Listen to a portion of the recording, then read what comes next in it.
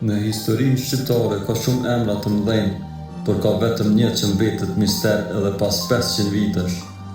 Një figurë që kur nuk e nështrua, një strateg ushtarak që tronditi fuqitë më të mëdha të botës.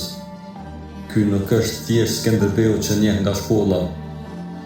Kjo është historia e errët, e ndaluar dhe e padokumentuar plotësisht e njeriut më enigmatik të mesjetës.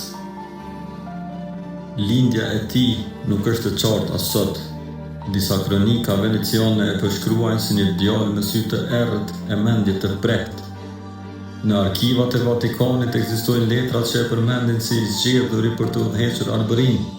Pyetja mbetet, kush e zgjodhi dhe pse? Shumë pak shqiptarë e dinë se Papa Piu II planifikoi ta bënte Skënderbeun mbret të Arbërisë. Në një letër të vitit 1460, ai përshkruan, ai është i vetmi që mund ta udhëheqë lindjen, por planet e Vatikanit nuk u realizuan kurrë, sepse një tradhti e madhe po përgatiste fundin. Venediku, aleat deri dje, filloi të paguante shpërblime për kokën e tij. Mbretëria e Napolit që i premtoi ushtri dhe artilleri e la vetëm në çastin kritik. Kronistët italianë shkruajnë se asnjë princ nuk u tradhtua më shumë se ai që luftonte për të gjithë. Në disa portrete të shekullit 15, në armaturën e tij shfaqen simbole që nuk i përkasin as me Vatikanin, as me principatat arbrore.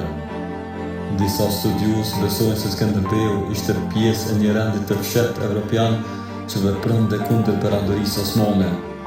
Çfarë rendi? Pse ai? Pse Arbëria?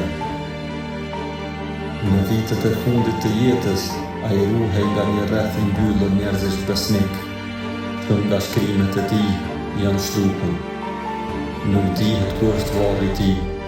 Nuk dihet çfarë testamenti la. Nuk dihet çfarë simbolesh të tjera bante në anë. Kjo nuk është historia e Skënderbeut që të tregoj në shkollë. Kjo është historia e njeriut që Evropa e dënte, Venediku e tradhtoi dhe Armiku e respektonte. Ky është vetëm episodi i parë.